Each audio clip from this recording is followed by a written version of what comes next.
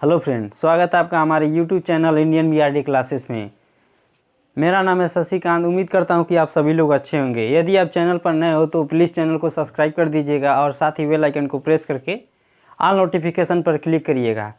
जैसा कि आप जानते हैं कि आज हम क्लास 10th की साइंस की फर्स्ट यूनिट प्रकाश को शुरू करेंगे, तो जल्दी से कॉपी पेन लेकर तैयार हो जाइए। फर्स्ट हेडिंग डाल लीजिएगा प्रकाश, और चैप्टर का यूनिट का नाम है प्रकाश।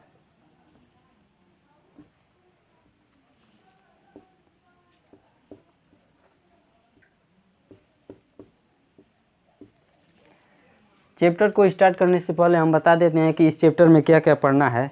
वैसे तो जानते हैं कि इस चैप्टर का नाम है प्रकाश, तो आप लोगों को मालूम होगा कि इस चैप्टर में मेनली प्रकाश के विषय में हमको जानकारी प्राप्त करना है, लेकिन इससे कुछ अन्य जानकारी भी मिलेंगी। जैसे प्रकाश से संबंधित बहुत सारे नियम हैं। तो सबसे पहले हम प्रकाश के विषय में जानेंगे, उसके बाद प्रकाश का प्रवर्तन क्या होता है, फिर से प्रकाश से संबंधित कुछ परिभाषाओं को सीखेंगे। उसके बाद पढ़ेंगे कि प्रतिबिंब क्या होते हैं, प्रतिबिंब कितने प्रकार के होते हैं। फिर से हमको जानना है कि प्रकाश में जो प्रतिबिंब बनते हैं वो कैसे कैसे बनते हैं। गोलीय दर्पण क्या होता है, गोलीय दर्पण कितने प्रकार के होते हैं, और फिर गोलीय दर्पण के थ्रू कितने प्रकार के प्रतिबिंब बनते हैं उनको भी जानना है। और फिर से रेखीय वर्धन को पढ़ना है कि रेखीय वर्धन क्या होता है। तो चलिए वीडियो कॉपी पेन लेकर जल्दी से स्टार्ट हो जाइए और हम चैप्टर को शुरू करते हैं। फर्स्ट हेडिंग डाल लीजिएगा प्रकाश।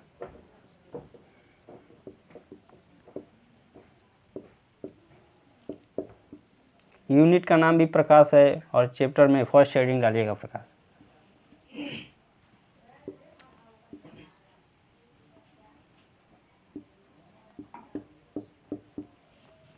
आप लोगों ने अनुभव किया होगा कि जब किसी अंधेरे रूम में जाते हैं और उस अंधेरे रूम में कोई वस्तु रखी होती है तो वह दिखाई नहीं देती, लेकिन जैसे ही कोई बल्ब या कैंडल जला दिया जाता है तो वस्तु दिखाई देने लगती है। असल में होता क्या है कि जब प्रकाश को रूम में जलाया जाता है तो उससे निकलने वाली जो किरणें होती हैं सबसे पहले वस्तु पर टकराती हैं और टकराकर उस मनुष्य के आँखों में प्रवेश करती हैं जो उस रूम में रहता है, या फिर जो कोई प्रवेश करता है, और तब जाकर वह किरण उस मनुष्य के आँखों को प्रभावित कर देती हैं, अर्थात संवेदित कर देती हैं, जिससे मनुष्य को दिखाई देने लगता है। जैसे मान लीजिए यह कोई रूम है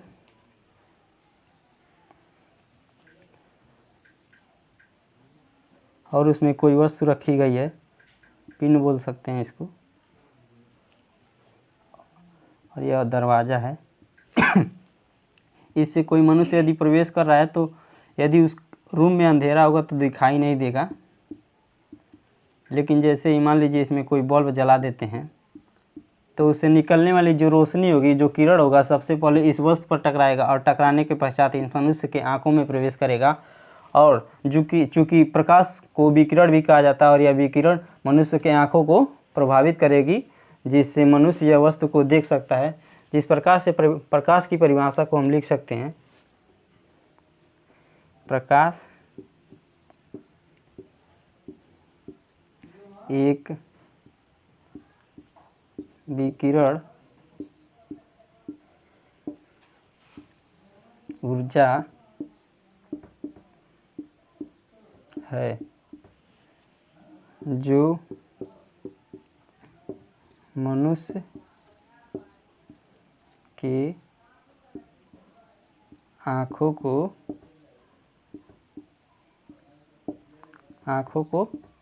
संवेदित करता है,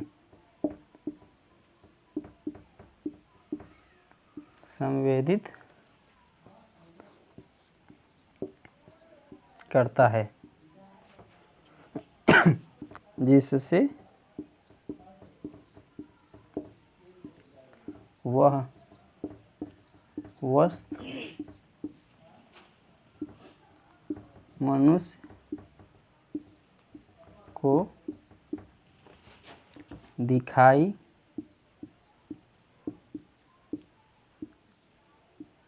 देने लगती है। प्रकाश की चाल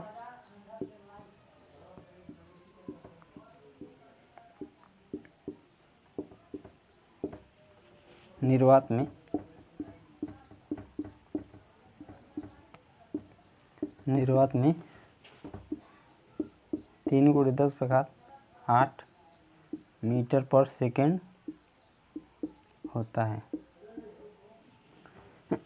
और एक ज़रूरी बात यह है कि प्रकाश हमें दूसरे वस्तु को दिखाने में मदद करती है लेकिन स्वयं नहीं दिखती, इसलिए इसको श्वेत माना गया है। और प्रकाश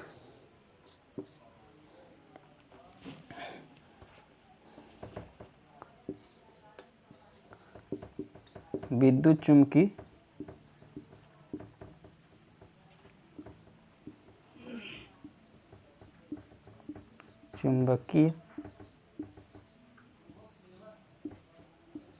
तरंगों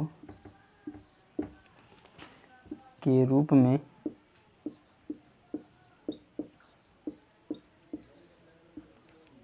चलता है।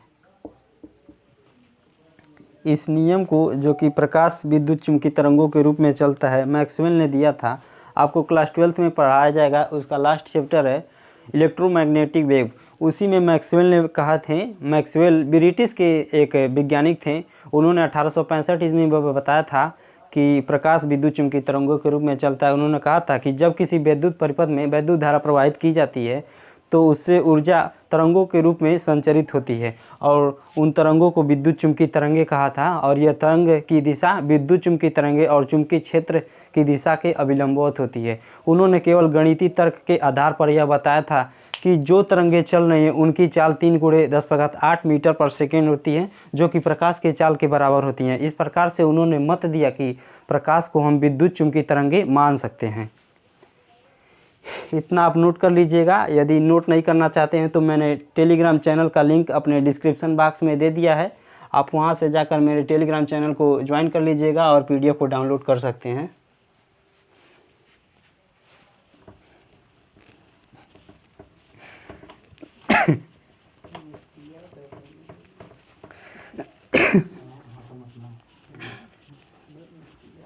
सेकेंड हेडिंग डाल लीजिए, डुअल नेचर ऑफ लाइट।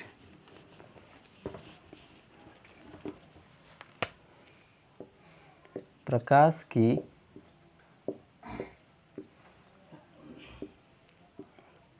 दैत्य प्रकृति।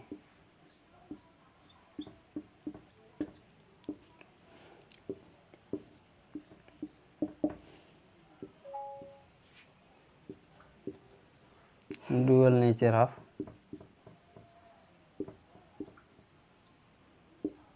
लाइट।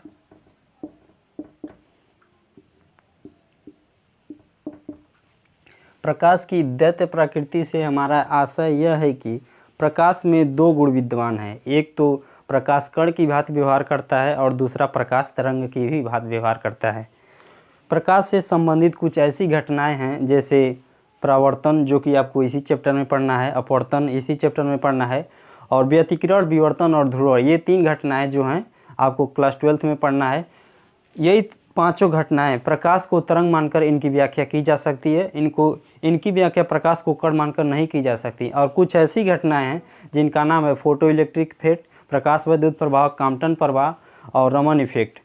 इन तीनों घटनाओं का व्याख्या करेंगे तो प्रकाश को तरंग मानकर नहीं किया जा सकता, केवल इन घटनाओं का व्याख्या को कण मानकर ही कर सकते हैं। इसी घटना को प्रकाश की दैत्य प्रकृति कहते हैं।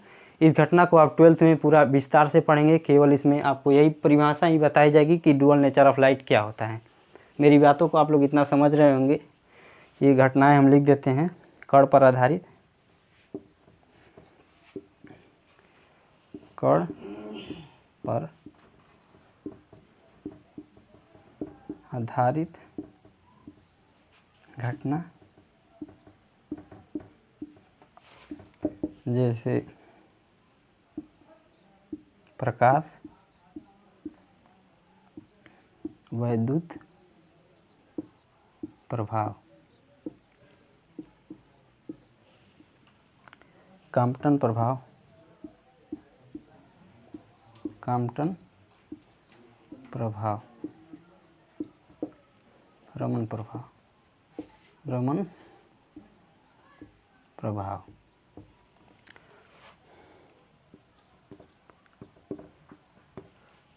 तरंग मानकर इनकी व्याख्या की जा सकती है। जो घटनाएं लिख रहे हैं, तरंग पर आधारित घटना, जैसे प्रकाश का परावर्तन,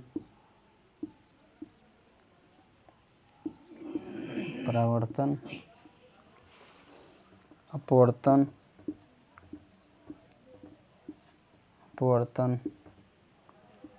ध्रुवण,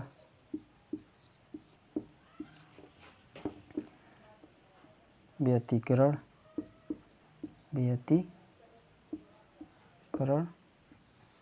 विवर्तन।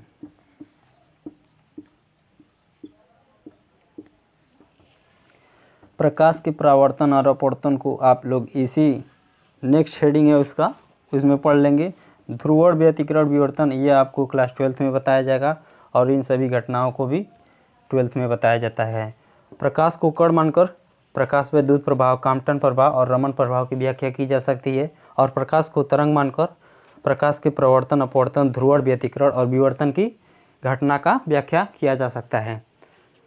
इसी को बोलते हैं प्रकाश की दैत्य प्रकृति। स्क्रीनशॉट लेना चाहेंगे तो ले लीजिएगा।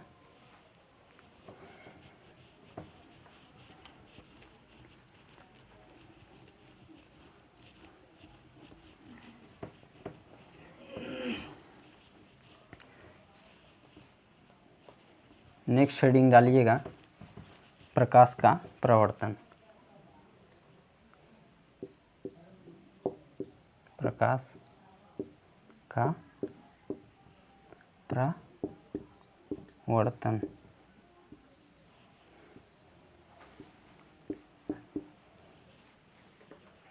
Reflection of light, reflection of LIGHT।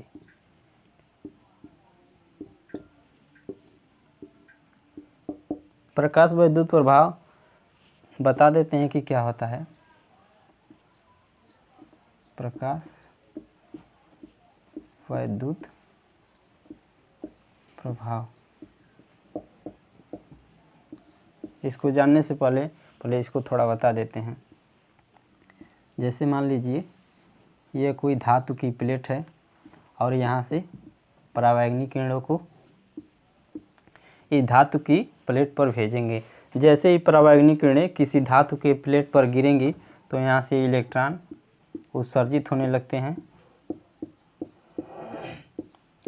Electron के उत्सर्जित होने की घटना को प्रकाश विद्युत प्रभाव कहते हैं।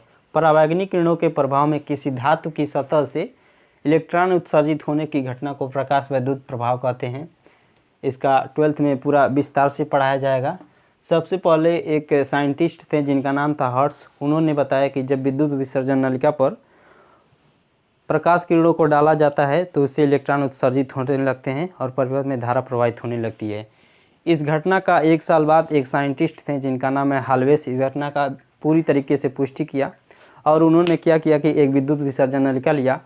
विद्युत विसर्जन नलिका में 2 प्लेटें लगा दी, एक तो धन प्लेट था और एक तो ऋण प्लेट था। जैसे उसका फिगर हम बना देते हैं।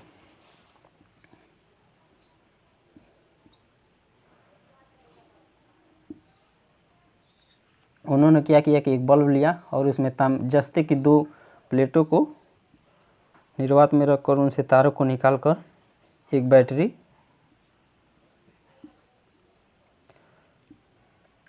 बैटरी और एक सुग्राही धारा मापी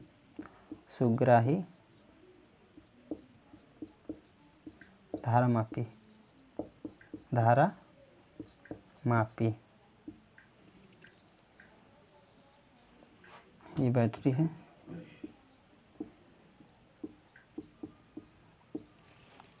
यहाँ से प्रकाश किरणों को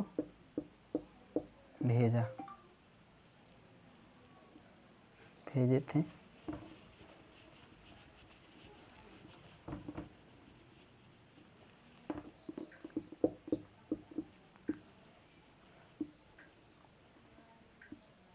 इलेक्ट्रॉन उत्सर्जित होकर धन प्लेट की ओर गए। ये हमारा धन प्लेट है, ये ऋण प्लेट है।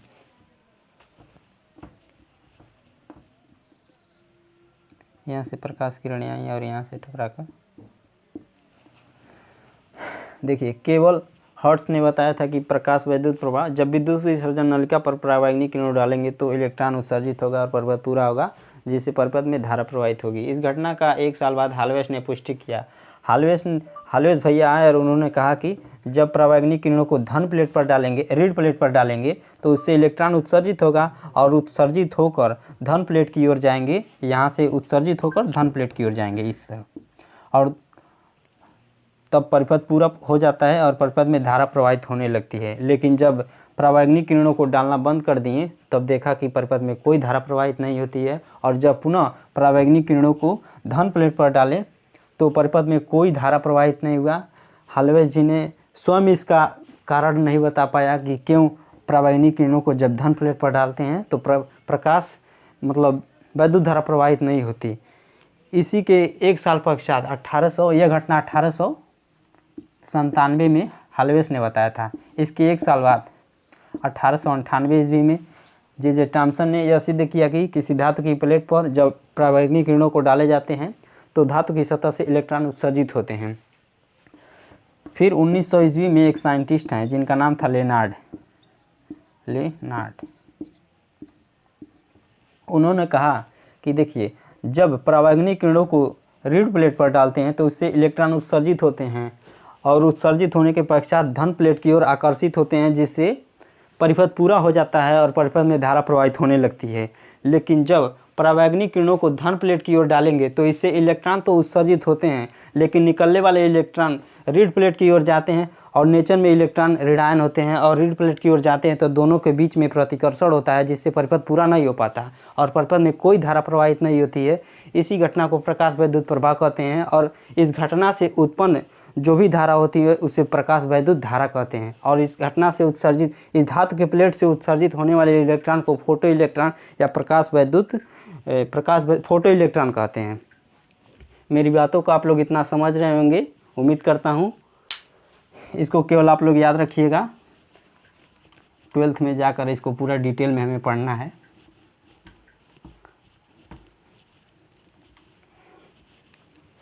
अब पढ़ते हैं प्रकाश का प्रवर्तन।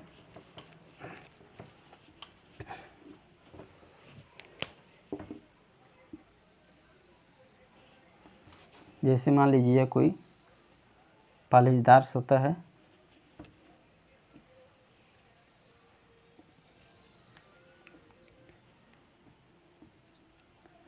यहाँ से कोई प्रकाश स्रोत है। जब यहाँ से धातु की सतह, जब यहाँ से प्रकाश की किरण किसी पालिशदार सतह पर गिरती है तो उसी माध्यम में प्रकाश का लौट जाना, यह घटना कहलाता है प्रकाश का प्रवर्तन। लेकिन यह बात केवल इस पालिशदार सतह इस पर निर्भर करती है कि प्रकाश जो किरण गिर रही है वो उसको आर पार करेगी या उसी माध्यम में लौट जाएगी या ऐसे लौट जाएगी, केवल इस पर निर्भर करता है। लेकिन हम पढ़ रहे हैं प्रकाश का प्रवर्तन, तो हम प्रकाश को परावर्तित कर देंगे। जब प्रकाश की किरण किसी धातु की सतह पर गिरती है तो उसका अधिकांश भाग उसी माध्यम में लौट जाता है। यह घटना प्रकाश का प्रवर्तन कहलाता है। लिख लीजिएगा आप लोग इसको। जब प्रकाश किरण किसी पालिशदार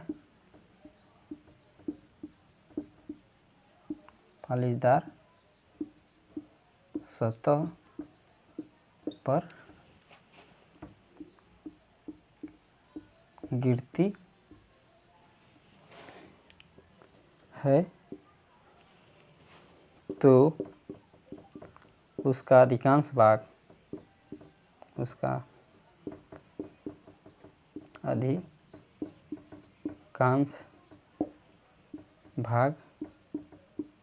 उसी माध्यम में लौट जाता है, उसी माध्यम में लौट जाता है। यह घटना प्रकाश का, इसी को परावर्तन कहते हैं, इसी को परावर्तन कहते हैं।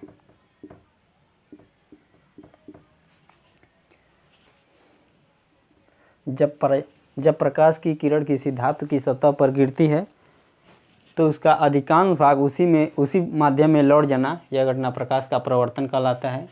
आप लोग नोट कर लीजिएगा, प्रकाश के परावर्तन के 2 नियम है जिनको हमें सीखना है, इतना नोट कर लीजिएगा। प्रकाश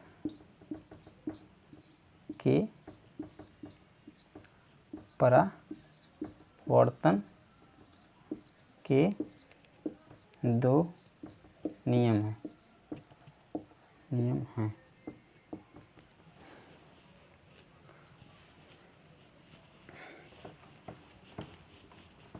हेडिंग लगा लीजिएगा, प्रकाश के परावर्तन के नियम।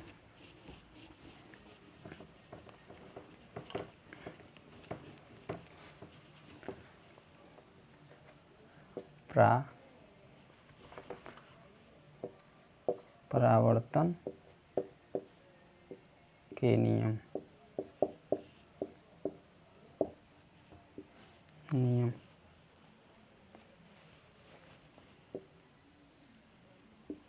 Law of reflection.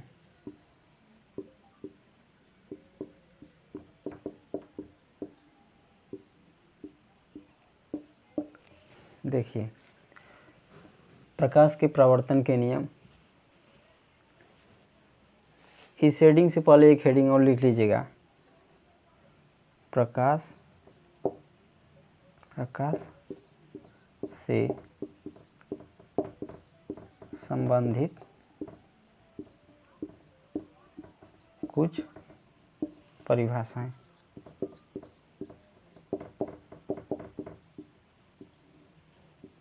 असल में पहले इस हेडिंग को लिखना था, हम गलती से इसको लिखवा दिए हैं, पहले इसको समझिएगा। जब प्रकाश स्रोत से प्रकाश किरणों को किसी पालिशदार सतह पर भेजते हैं तो इसका अधिकांश भाग वापस लौट जाता है। जो प्रकाश की किरण धातु की सतह पर पहले गिरती है उसे बोलते हैं आपतित किरण। आपतित किरण। और जो उसी माध्यम में लौट जाता है उसे बोलते हैं परावर्तित किरण। परावर्तित किरण। और जिस बिंदु पर आपतित किरण गिरती है उसे बोलते हैं अभिलंब, उसे बोलते हैं आपतन बिंदु। आपतन बिंदु। और इस आपतन बिंदु पर खींचा गया जो लंब है उसे बोलते हैं अभिलंब।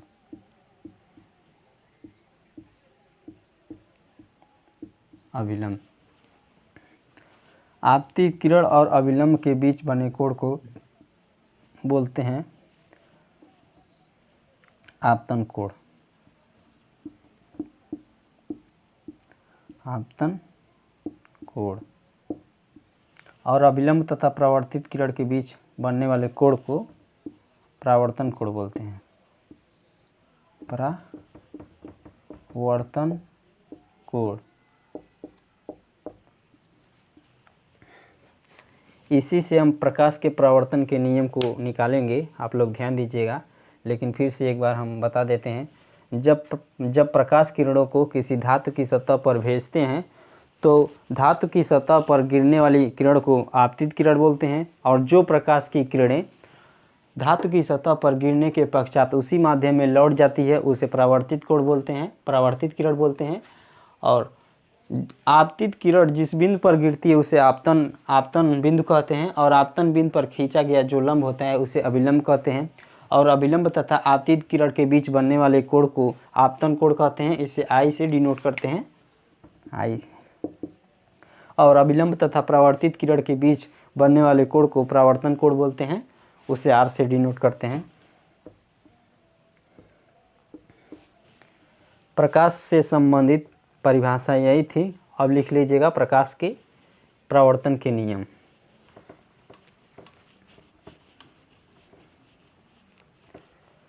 देखिए परावर्तन के दो नियम हैं। फर्स्ट नियम जान लीजिए। देखिए आपतित किरण और परावर्तित किरण और आपतन बिंदु पर खींचा गया अभिलंब तीनों एक ही तल में है, कागज के तल में। तो फर्स्ट नियम हमारा यहीं से निकल के आया। आपतित किरण, आपतित किरण, आपतित किरण, आपतन बिंदु पर खींचा गया अभिलंब, आपतन बिंदु पर खींचा गया अभिलंब, अभिलंब तथा परावर्तित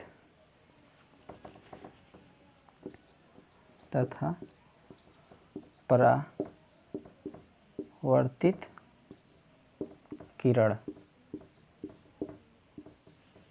आपतन बिंदु पर खींचा गया अभिलंब और तथा परावर्तित किरण तीनों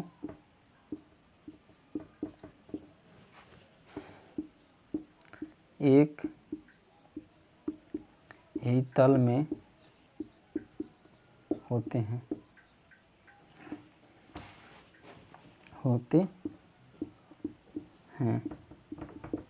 यह हमारा फर्स्ट नियम है कि आपतित किरण और आपतन बिंदु पर खींचा गया अभिलंब तथा परावर्तित किरण तीनों एक ही तल में हैं। और दूसरा नियम लिख लीजिएगा।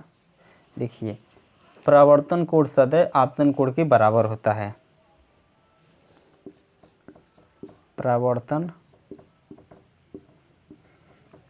कोण सदैव आपतन कोण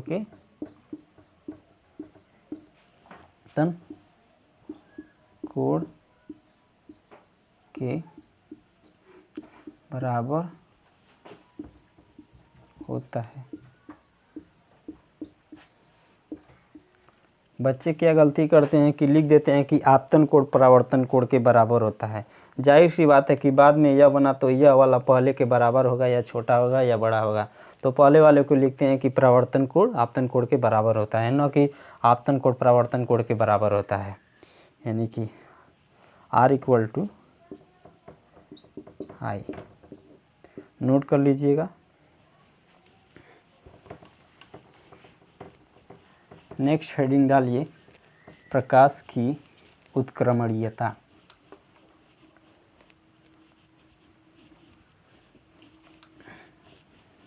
प्रकाश की उत्क्रमणीयता।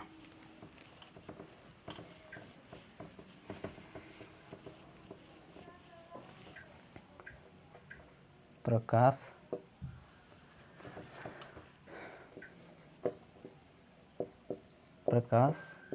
की उत्क्रमणीयता,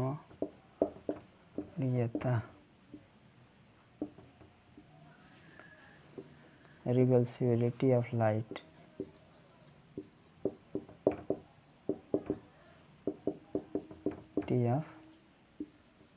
LIGST। प्रकाश की उत्क्रमणीयता को समझिए। जब प्रकाश किरण किसी धातु की सतह पर गिरती है, मतलब पालिशदार सतह पर गिरती है, तो उसका अधिकांश भाग उसी माध्यम में लौट जाता है। ये तो आप जानते हैं। जैसे मान लीजिए इसको A भी मान लीजिए B और इसे C। जब प्रकाश किरण धातु की सतह पर इधर से गिराई जाती है तो AB क्या है? AB आपतित किरण है और BC हमारा क्या है? परावर्तित किरण है। AB के संबद्ध BC परावर्तित किरण है। और जब प्रकाश किरणों को यहाँ से डालेंगे तब क्या होगा? BC आपतित किरण हो जाएगी और AB परावर्तित किरण हो जाएगी। इसे यानी कि BC के संगत AB हमारी परावर्तित किरण हो जाएगी। इसी घटना को बोलते हैं प्रकाश की उत्क्रमणीयता। कि जब प्रकाश किरण को यहाँ से डालेंगे, यहाँ से भेजेंगे तो AB के संगत BC परावर्तित किरण हो जाएगी। और जब प्रकाश किरण को उधर से भेजेंगे तो BC के संगत AB हमारी परावर्तित किरण हो जाएगी। यह घटना प्रकाश का उत्क्रमणीयता कहलाता है। अर्थात प्रकाश उत्क्रमणीयता की घटना को फॉलो करता है। नोट कर लीजिएगा। नेक्स्ट हेडिंग डाल लीजिए कि प्रतिबिंब क्या होता है, इमेज। प्रतिबिंब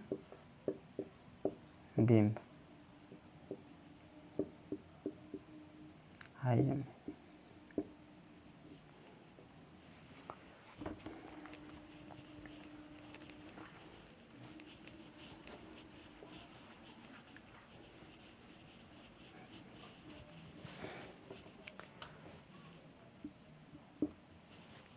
जब हम किसी दर्पण के सामने खड़े होते हैं तो हमारा यम शकल भाई उस दर्पण में बन जाता है।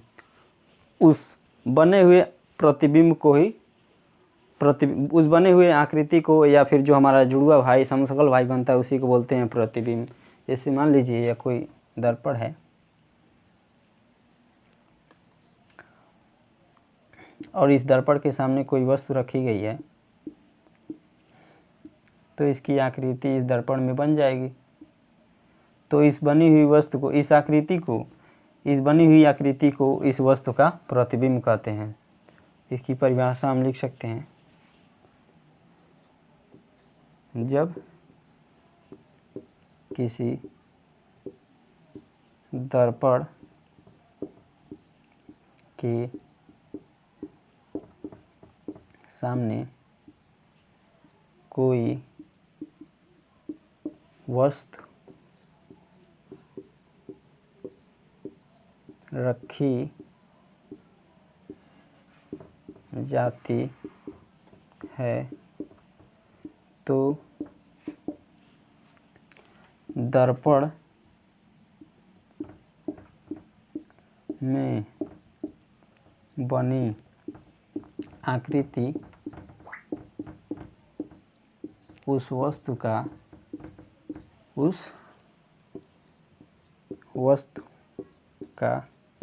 प्रतिबिंब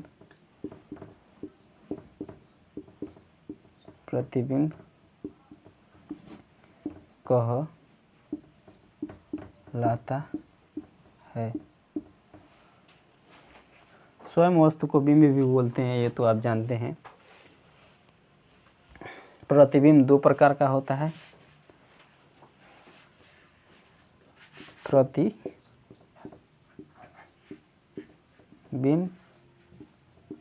दो प्रकार के होते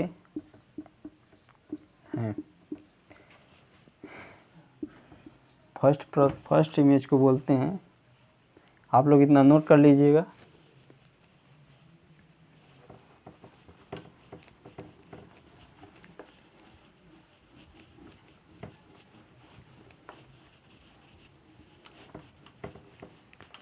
हेडिंग लगाइएगा, प्रतिबिंब के प्रकार।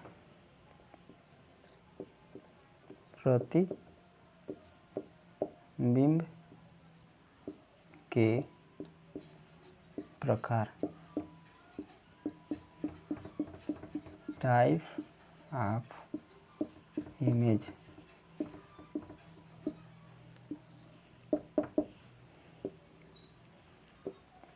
प्रतिबिंब दो प्रकार के होते हैं। फर्स्ट वाला रियल इमेज,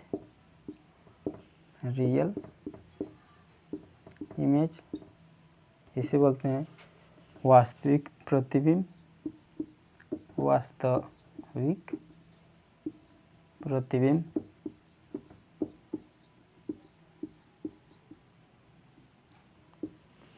दूसरा होता है हमारा वर्चुअल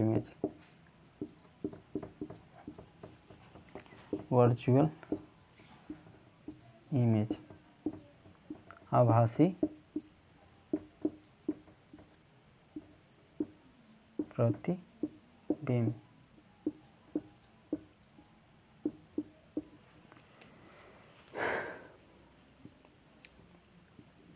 समझिए कि रियल इमेज क्या होता है। आप लोग सिनेमा देखते होंगे, फिल्म देखते होंगे, शाहरुख खान, सलमान खान, जो उसमें फिगर दिखाया जाता है वह क्या होता है, हमारा रियल इमेज होता है। यानी कि जब प्रकाश की किरणें एक पास मिलती हैं तो वहाँ पर हमारा रियल इमेज बनता है। और आभासी इमेज क्या होता है, जब हम सुबह सुबह नहाकर अपना चेहरा देखते हैं तो उसमें हमारा प्रतिबिंब बनता है। वास्तव में वही प्रतिबिंब आभासी होता है। रियल इमेज इसको हम परिभाषित करेंगे, जैसे मान लीजिए दो दर्पण हैं,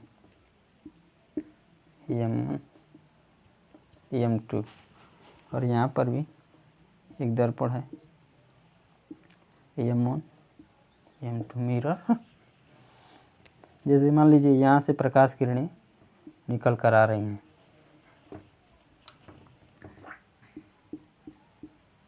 और यहाँ से भी प्रकाश किरणें निकल कर जा रही हैं।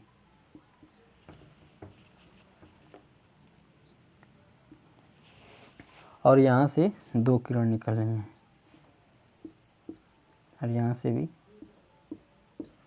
2 किरण। तो देखिए जहाँ पर प्रकाश किरणें मिलती हैं, एक दूसरे को रिफ्लेक्ट करती हैं, वहीं पर हमारा इमेज बनता है।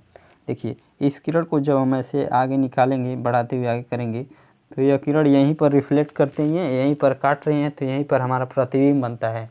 और जहाँ पर प्रकाश किरणें एक दूसरे से मिलती हैं, वहीं पर वास्तविक प्रतिबिंब बनता है। देखिए यहाँ पर वास्तविक रूप से मतलब मिल रही हैं, तो यहाँ पर हमारा जो प्रतिबिंब बनेगा वह बनेगा real image, real IMA image. और यहाँ पर देखिए प्रकाश की किरण कहीं मिल नहीं रही हैं, लेकिन जब इसको एक्सपेंड करेंगे, पीछे बढ़ाएंगे, तो यहाँ पर प्रकाश की किरणें मिलती हैं और यह हमें केवल अनुभव के तौर पर दिखाई देती हैं, इसलिए इसको बोलते हैं आभासी इमेज, आभासी प्रतिबिंब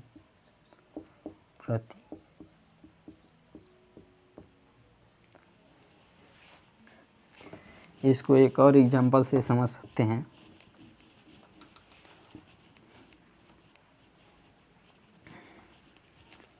जैसे मान लीजिए कोई दर्पण है M1 M2 और यह इसका परावर्तक तल है, पारे की कलाई लगाया गया है और यह परावर्तक तल है। इस दर्पण से कुछ दूरी पर एक वस्तु रखी गई है जिसका नाम है O'। यह दर्पण है तो इसका केंद्र है C, इसका मुख्य फोकस है F। जब प्रकाश किरण को आप यहाँ से डालेंगे तो रिफ्लेक्शन होगा और रिफ्लेक्शन होने के बाद मुख्य फोकस से होकर निकल जाएगा। यह नियम हम बताएंगे कि प्रकाश किरण को जब मुख्य अक्ष के समांतर डाला जाता है तो परावर्तन के पश्चात मुख्य फोकस से होकर जाती है, और जो प्रकाश किरणें मुख्य अक्ष के समांतर डाली जाती हैं वह मुख्य फोकस से होकर जाती हैं, और जो प्रकाश किरणें मुख्य फोकस से होकर मतलब डाला जाता है तो प्रवर्तन के पश्चात मुख्य अक्ष के समांतर हो जाती हैं, और जो प्रकाश किरणें वक्रता केंद्र से डाली जाती हैं वह सीधे अपने मार्ग में वापस लौट आती हैं। देखिए एक किरण को हम वक्रता केंद्र से भेजेंगे तो यहाँ से जाने के पश्चात आप देख रहे हैं कि यह किरण पुनः उसी माध्यम में वापस लौट आती है। और ये देखिए जब प्रकाश किरण इसको डाला जा रहा है मुख्य अक्ष के समांतर है और प्रवर्तन के पश्चात मुख्य फोकस से होकर गुजर रहा है और यहीं पर दोनों आपस में मिल रही हैं, तो यहीं पर एक इमेज बनता है II'। तो यह हमारा वास्तविक रूप से मिलती है, इसलिए इस प्रतिबिंब को रियल इमेज बोलते हैं। और इसी प्रकार हम एक वास्तविक आभासी प्रतिबिंब को भी समझ सकते हैं। जैसे मान लीजिए यह कोई दर्पण है, यह इसका मुख्य अक्ष है। मान लीजिए यहाँ पर कोई वस्तु रखी गई है, दर्पण का मुख्य फोकस यह है, वक्रता केंद्र C है। जब प्रकाश किरणों को डालेंगे तो यह मुख्य अक्ष के समांतर जा रही है और परावर्तन के पश्चात इधर तो जाएगी नहीं, ये क्या होगा, परावर्तन के पश्चात मुख्य फोकस से आता हुआ प्रतीत होगा।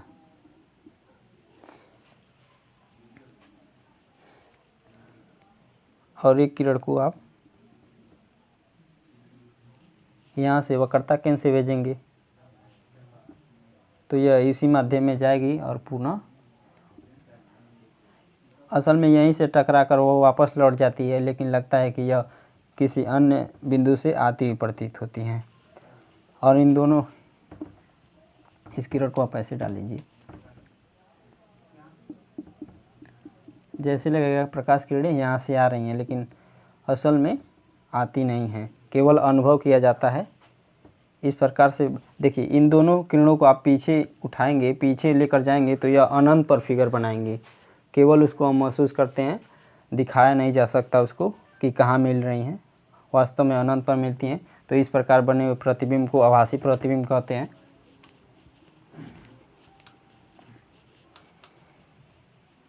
नोट कर लीजिएगा। वास्तविक प्रतिबिंब की हम परिभाषा लिख देते हैं।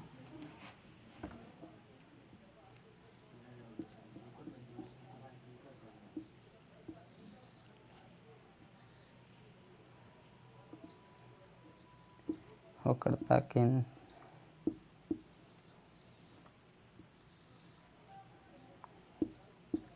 देखिए, यहाँ पर कोई बिंदु है, यहीं से प्रकाश किरणें डाले जाएंगी। जब किसी बिंदु वस्तु से चलने वाली प्रकाश की किरणें चलने वाली प्रकाश किरणें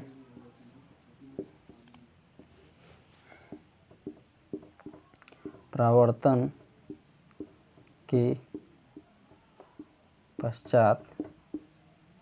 के पश्चात किसी दूसरे बिंदु पर वास्तव में मिलती हैं। किसी दूसरे बिंदु पर वास्तव में मिलती हैं।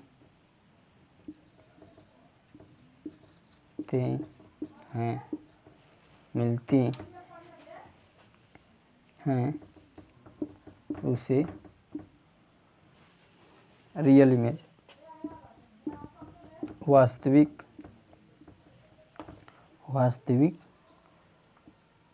प्रतिबिंब कहते हैं।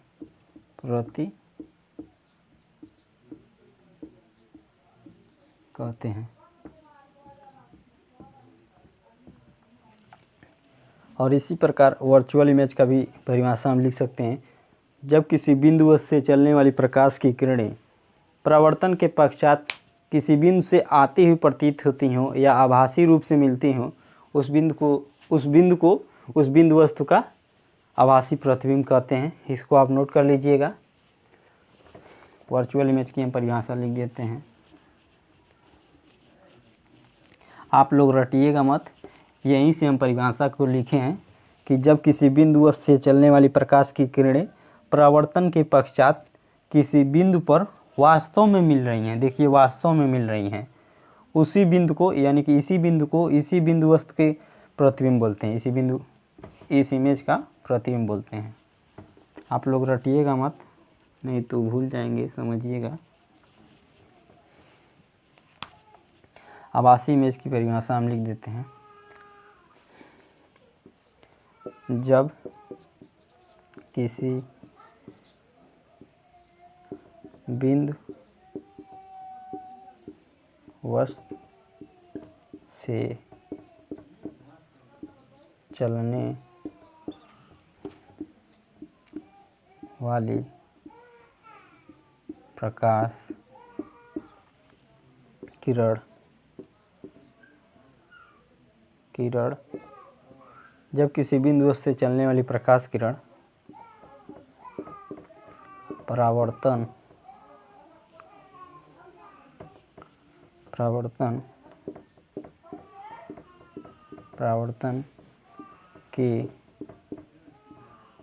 के बाद या पश्चात, कुछ भी लिख सकते हैं। परावर्तन के बाद किसी दूसरे बिंदु पर वास्तविक रूप से आभासी रूप में बनती हैं। किसी दूसरे बिंदु से आती हुई प्रतीत हो तो उस बिंदु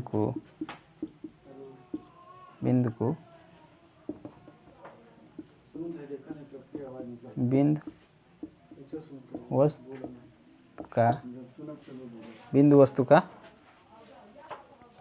आभासी प्रतिबिंब कहते हैं। आभासी प्रतिबिंब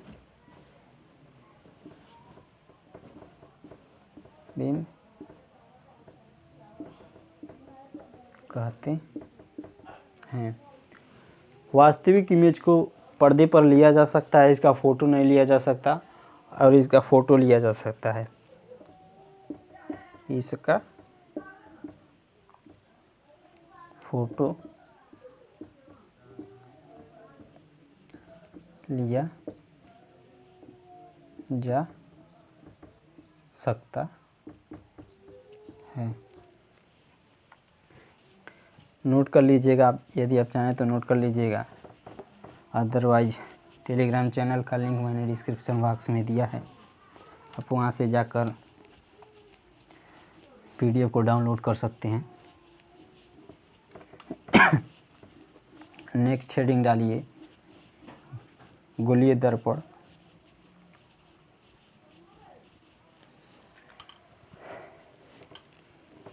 गोलीय दर्पण क्या होता है?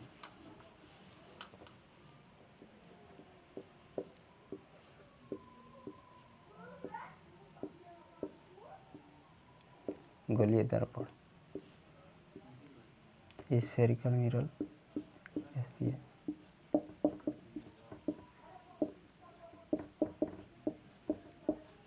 Spherical mirror.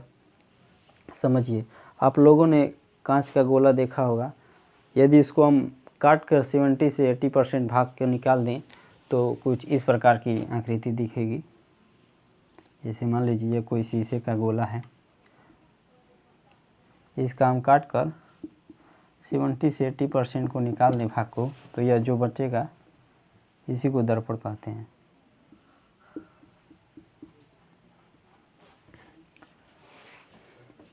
और इसके एक भाग पर पारे की कलई अथवा लाल ऑक्साइड का पेंट लगा देते हैं। लाल ऑक्साइड का पेंट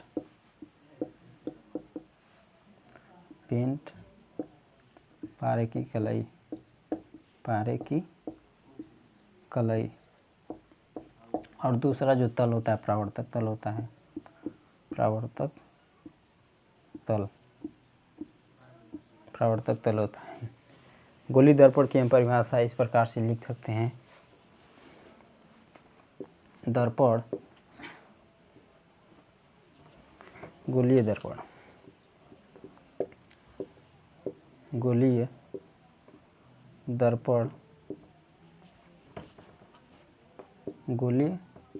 दर्पण कांच के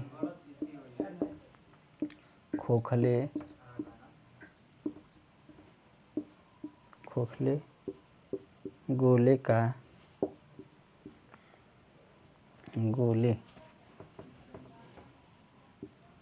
गोले का कटा हुआ भाग होता है, जिसके एक भाग पर लाल ऑक्साइड तथा पेंट लगा होता है। और दूसरा परावर्तक तल होता है, वह दूसरा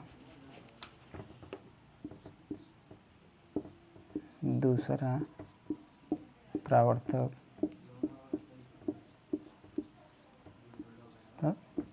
तल होता है। गोलीय दर्पण कांच के खोखले गोले का कटा हुआ भाग होता है, जिसका एक तल परावर्तक तल होता है और दूसरे तल पर पारे की कलाई तथा लाल ऑक्साइड का पेंट लगा होता है, उसे गोलीय दर्पण कहते हैं। गोलीय दर्पण दो प्रकार के होते हैं। गोलीय दर्पण दो प्रकार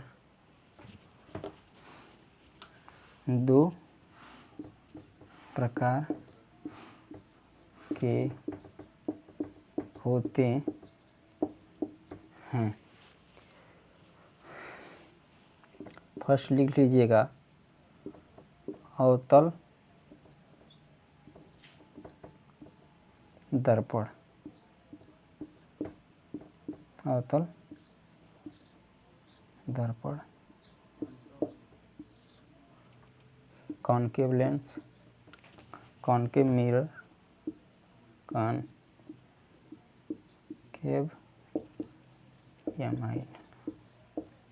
मिरर।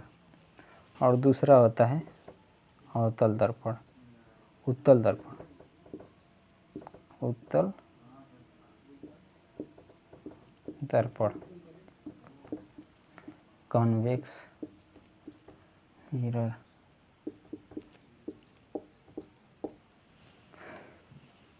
नोट कर लीजिएगा आप लोग। और नेक्स्ट हेडिंग लिखिएगा अवतल दर्पण। समझिए कि अवतल दर्पण क्या होता है।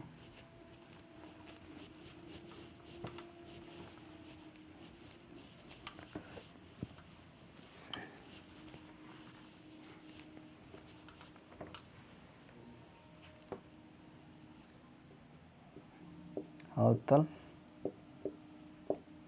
दर्पण, कॉनकेव मिरर।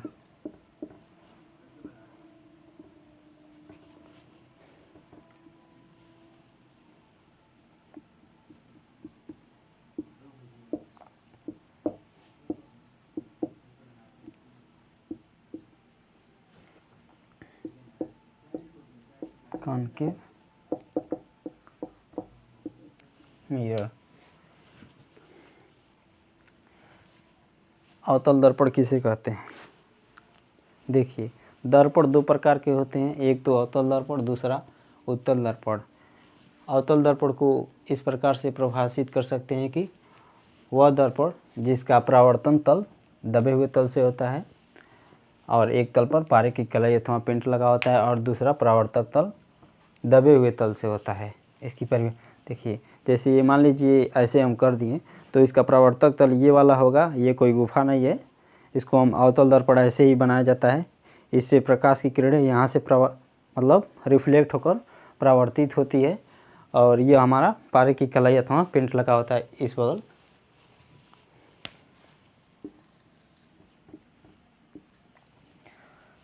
तो इसको हम परिभाषित कर सकते हैं, अवतल दर्पण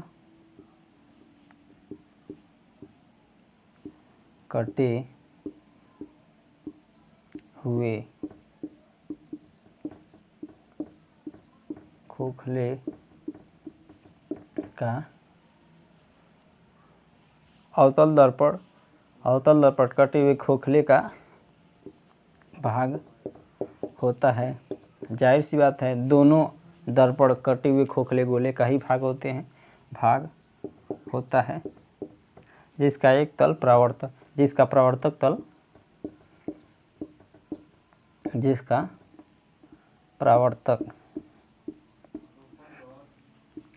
का मतलब यह है कि जिससे प्रकाश की किरणें टकराकर रिफ्लेक्ट होंगी। परावर्तक तल दबे हुए तल से होता है। देखिए, इसका जो ये परावर्तक तल है ये दबा रहेगा। जैसे मान लीजिए ये कोई दर्पण है, इसका यह परावर्तक तल दबे हुए तल से होता है। इसको क्या बोलते हैं कि अवतल दर्पण कहते हैं। और ठीक इसके विपरीत उत्तल दर्पण होता है, उसका यह वाला जो होता है उसका यह परावर्तक तल होता है। समझाएंगे उसको भी, पहले आप इसको नोट कर लीजिएगा। और दूसरा उत्तल दर्पण ऐसे, जिसका परावर्तक तल दबे हुए तल से होता है।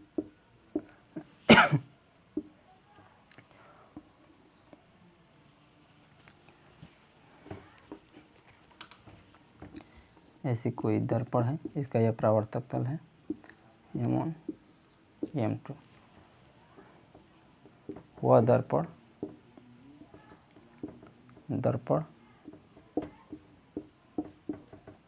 जिसका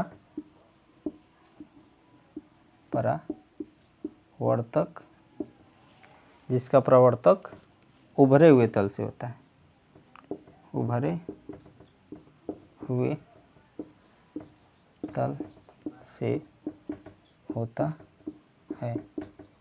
और दूसरा तल वह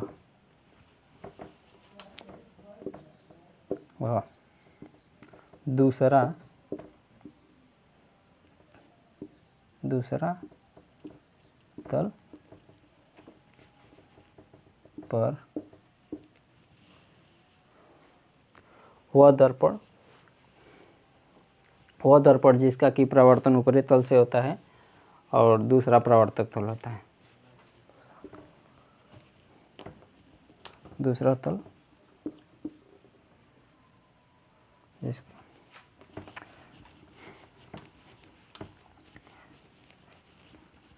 गलती हो गया, माफ़ी चाहते हैं आपसे।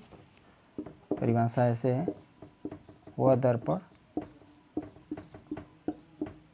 जिसका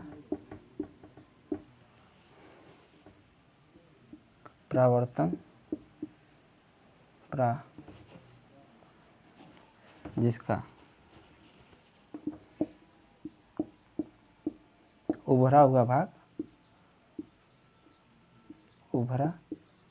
हुआ भाग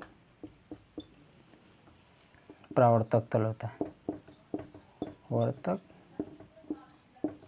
तल होता है। और एक तल पर पारे की कलई अथवा पेंट किया लगा होता है। आप लोगों ने समझ गया होगा कि अवतल दर्पण क्या होता है, उत्तल दर्पण क्या होता है। अवतल दर्पण यानी कि जिसका परावर्तक तल दबे हुए तल से होता है, और उत्तल दर्पण यानी कि जिसका परावर्तक तल उभरे हुए तल से होता है और दूसरे तल पर पारे की कलई अथवा पेंट लगा होता है। मेरी बातों को आप लोगों ने इतना समझा होगा। इस वीडियो में केवल इतनी ही जानकारी। नेक्स्ट जानकारी आपको अगले वीडियो में मिलेगी। इसका नेक्स्ट पार्ट आएगा, पार्ट 2। यदि आपको वीडियो पसंद आया होगा तो आप प्लीज़ चैनल को सब्सक्राइब करिएगा और साथ ही अपने फ्रेंड के साथ शेयर ज़रूर करिएगा। मिलते हैं नेक्स्ट वीडियो में, तब तक के लिए जय हिंद, वंदे मातरम।